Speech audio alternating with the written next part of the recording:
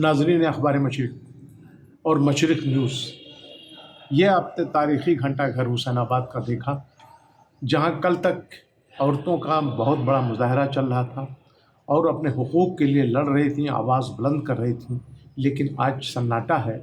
उनके अंदर जहाँ एक ज़िम्मेदारी थी, अपने आइन के तईं इतनी बेदार हो गई थीं और बेदारी के तहत लड़ रही थीं, आज लगता है कि जो बातें कही जा रही हैं कि वो इससे भी बेदार हैं कि जो कोरोना फैला हुआ है उसके तहत उन्होंने आज यहाँ अपनी हाज़िरी सिफ़र के बराबर कर दी है।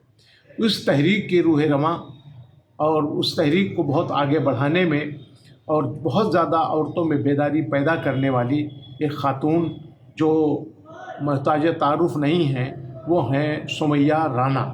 सुमैया राना से मैं पूछूंगा कि ये तहरीक इतने जो कल तक बहुत ही शबाब पर थी, उरूज पर थी, अचानक आज सुबह कैसे ये बंद हो गई?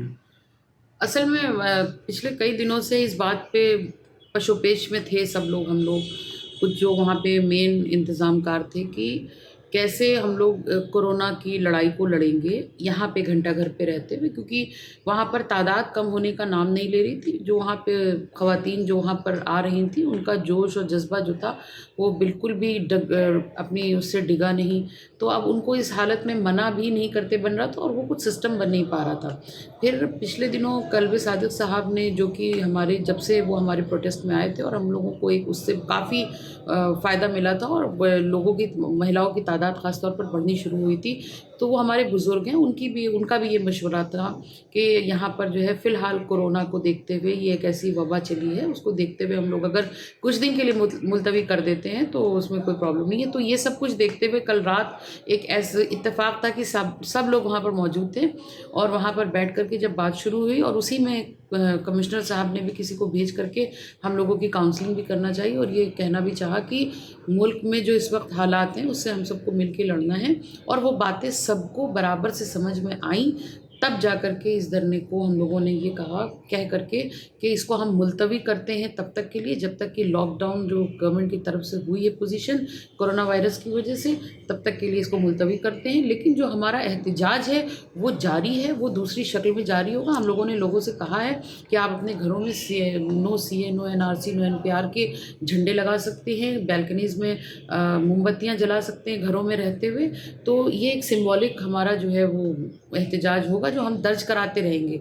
लेकिन हम जिस मिशन के लिए निकले थे अपने मुल्क के आइन को बचाने के लिए, लेकिन इस वक्त हमारे ऊपर ऐसे हालात आ गए हैं कि फ़िलहाल तो हमें अपने मुल्क की आवाम को बचाना है। तो इसलिए अभी जो वो मामला था उसको हम लोगों ने थोड़ा सा ब्रेक कर दिया है और अब इस तरफ निकल आए कि कैसे हम लोग कोरोना के ख़िलाफ़ जंग लड़ेंगे। तो बहरहाल ये एक हम लोगों की, देखिए, बीइंग अ सिटीज़न और एक ज़िम्मेदार नागरिक होने के नाते हम सब लोगों पर फ़र्ज़ है कि अगर हमारे मुल्क पर कोई ऐसी मुसीबत आई है तो बिना किसी भेदभाव, जाति, धर्म, संप्रदाय के हम सबको साथ मिल कर के इस वक्त गवर्नमेंट के साथ खड़े होकर के और इस वबा के ख़िलाफ़ लड़ना है। इसमें बहुत सी बातें उभर के सामने आ रही हैं। कुछ लोगों का कहना है कि नहीं, बल्कि कोरोना एक बहाना है और इतना ये वसी शक्ल नहीं ले चुका है कि जो इतना ख़तरनाक हो। ये तो एक बहाना था, उसके तहत इस तहरीक को किसी न किसी तरह ख़त्म करना था। इस सिलसिले में आपका क्या कहना है? देखिए, पहले जब कुछ दिन तक तो मैं इसको बहुत सीरियसली नहीं ले रही थी, मुझे भी कुछ ऐसे ही शक सा शुबा हो रहा था। लेकिन क्योंकि सोशल मीडिया इतना ज़्यादा लोग एक्टिव रहते हैं और टेलीविज़न के माध्यम से, न्यूज़ चैनल्स के माध्यम से सब चीज़ें पता चलती हैं, लोग सर्च कर लेते हैं उस पे। जब मैंने बहुत सारी रिसर्च देखी और ख़ास तौर पर बहुत से ऐसे उलमा कराम हैं या बहुत से ऐसे बड़े लोग हैं जो मतलब इंटेलेक्चुअल्स हैं, उन्होंने इस बात की तस्दीक की कि नहीं, ये वाक़ई में एक वबा है, महामारी है, जिससे बहुत बड़ा नुकसान होने का अंदेशा है। तब जा कर के हम लोगों ने इस तहरीक को धीमा किया और उस पर आगे बढ़े। तो मुझे नहीं लगता कि ये कोई चाल हो सकती है, क्योंकि ये पूरे सिर्फ हिंदुस्तान का मामला नहीं है, ये पूरी दुनिया में इस तरह की वबा फैली है। और हत्ता कि सऊदी अरब, जहाँ पे कभी किसी के ख्वाबो गमान में नहीं रहा होगा कि वहाँ पे तवाफ़ तक रोक दिया जाएगा, और वो जो हालत और सिनेरियो दिख रहा है वो वाकई बहुत ज़्यादा गमज़दा करने वाला है। उन सारी चीज़ों को मद्देनज़र रखते हुए हम लोगों ने ये फैसला किया था। सुमैया राना की बातें बहुत ही उम्मीद अफ़ज़ा हैं। तो क्या उम्मीद ये रखा जाए कि ये तहरीक आइन के जो तब्दीली की जा रही है, आइन से जो खिलवाड़ किया जा रहा है, क्या उससे ख़वातीन की लड़ाई जारी रहेगी? देखिए, मैं एक बात कहूँ कि उम्मीदें हम लोगों को भी बहुत हैं। जब मुश्किल वक्त पड़ता है तो सब एक साथ खड़े होते हैं।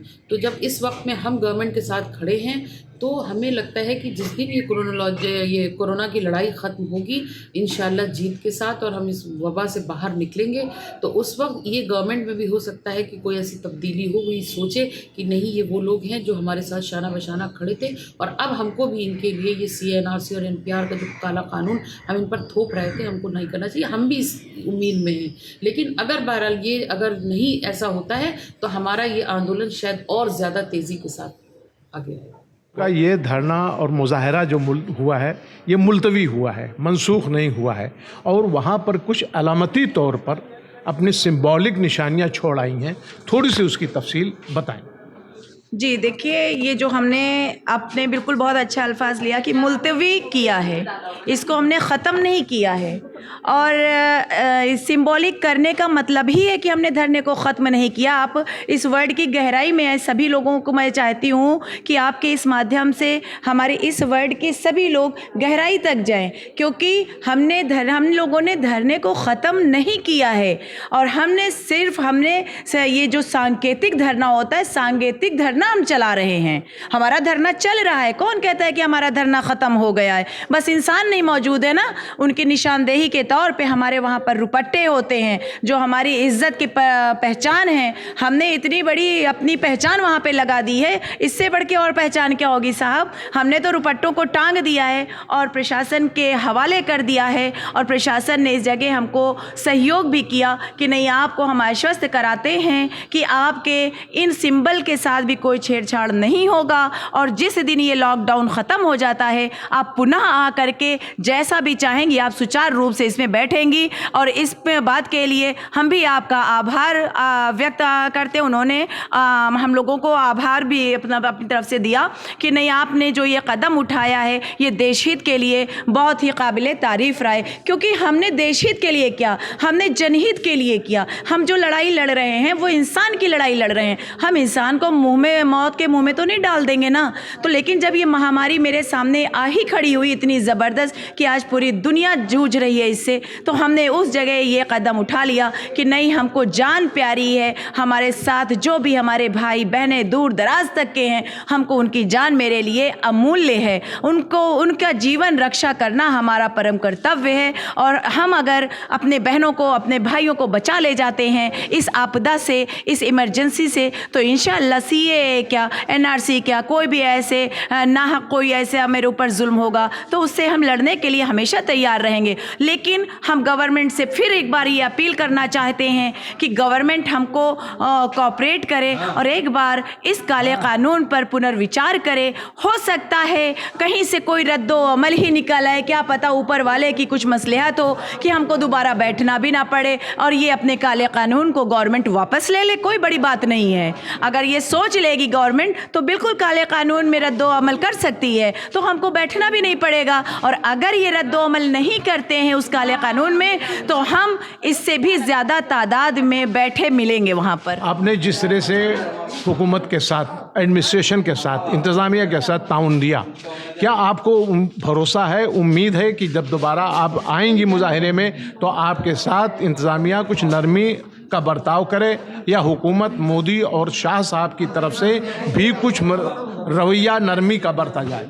देखिए, कहते हैं कि नाउमीदी कुफ्र है, कहते हैं नाउमीदी कुफ्र है, तो हम उम्मीद पे तो दुनिया कायम है। तो ये तो हमारे ही अपने ही मुल्क के प्रधानमंत्री हैं, हमारे अपने ही गृह मंत्री हैं, प्रशासन भी तो हमारा ही है। तो हम इनसे भला कैसे नाउम्मीद हो जाएं? अगर उन्होंने हमको आश्वासन दिया है तो कुछ सोच समझ के आश्वस्त हमको किया है, तो बिल्कुल हम उनकी बातों से आश्वस्त हैं। और हम क्यों नेगेटिव बातों को अभी सोचें? हाँ, अगर मेरे सामने उस वक्त कोई और मंजर पेश आएगा तो उस वक्त हमारी रणनीति कुछ और हो जाएगी। हम कहीं चले तो जाएंगे नहीं, इंडिया छोड़ के रहना तो हमको इंडिया में ही है, और उसके अपने हुकूक के लिए हमारी बदस्तूर लड़ाई फिर से जारी रहेगी। लखनऊ घंटाघर में बंद होने के बाद एहतजाजी तहरीक दूसरा मरकज़ जो लखनऊ का बहुत अहम मरकज़ था, जदीद लखनऊ गोमती नगर का, वो था उजरियाओं का मरकज़। उजरियाओं की मरकज़ की जो एक अहम रुकन उसकी यहाँ मौजूद हैं और इस किस तरह से उन्होंने वहाँ पे अलामती तौर पर उस धरने को मनसूख किया है, मुलतवी किया है, इसके बारे में बताएंगे। मैंने ख़त्म नहीं किया है वहाँ पे धरना, क्योंकि इतने सब सुन रहे थे कि इतना ज़्यादा सब बीमार पड़ रहे हैं, सब हो रहा है, छूने से ये वो हो रहा है, तो मैंने इसलिए कुछ दिन के लिए बंद कर दिया है उसको। और वहाँ पे मैंने अपनी सारी निशानियाँ छोड़ दी हैं कि मुझे जब ये ठीक हो जाएगा सब, भाई मोदी का कहना मानना था, वो इतना ज़्यादा कह रहे थे कि मैंने उनके कहने का पालन किया और कहा उन्हीं की इज़्ज़त रखी कि सब बंद कर दिया है, सामान सब वहीं पे रखा हुआ है। मैं अपना सामान, दुपट्टे, तख़त सब चीज़ छोड़ के आई हूँ और जब ये सब ठीक हो जाएगा तो मैं फिर फ़ौरन ही शुरू कर दूँगी। लेकिन हम इतना ये कहना चाहते हैं, प्रशासन का हम लोग इतना कहना मान रहे हैं तो कम से कम वो लोग भी अपने कानून वापस लें और मेरा और मेरी जनता का सबका कहना माने। जी बिल्कुल, जैसे कि महामारी हम सब ने देखी हुई है, कोरोना वायरस पूरे में फैला हुआ है, उसको लेकर के हमने अपने धरने को सांकेतित किया है और जिसकी वजह से हमने वहाँ पर अपने तख़त और अपने स्लीपर्स और अपने दुपट्टे, जो कि परचम हमारे घर की इज़्ज़त है, जो हमने वहाँ पर बांधी है। और जब तक ये लॉकडाउन रहेगा, हमने पुलिस से लिखित एप्लीकेशंस में लिखित हम लोगों ने उनसे लिया है कि जब तक ये लॉकडाउन रहेगा तब तक के लिए हम इस धरने को सिंबॉलिक कर रहे हैं। और जैसे ही लॉकडाउन ख़त्म होता है फिर हम NPR CA के लिए जो काला कानून है, जब तक ये वापस नहीं लिया जाएगा, हम लौट करके अपने धरने को शुरू करेंगे। नाजरीन अखबार मशरिक़, नाजरीन मशरिक़ न्यूज़ को अच्छी तरह अंदाज़ा हो गया होगा कि ये ख़वातीन का ये धरना मनसूख नहीं हुआ है बल्कि मुलतवी हुआ है और कुछ दिनों के लिए हुआ है। अलामती तौर पर उन्होंने वहाँ पर अपने चप्पल, अलामती तौर पर उन्होंने वहाँ अपने दुपट्टे रख रखे हैं। मशहूर उर्दू शायर मजाज के ज़बान में कि दुपट्टे को तुम्हें परचम बना लेती तो अच्छा था, उस आंचल को एक परचम बना लेती तो अच्छा था। तो औरतों ने आंचल को परचम बना लिया है और वो अपना परचम उस धरने के मकाम पे छोड़ के आ गई हैं और उनका कहना है कि वो बहुत जल्द वापस जा कर के फिर वो परचम लहराना शुरू कर देंगी।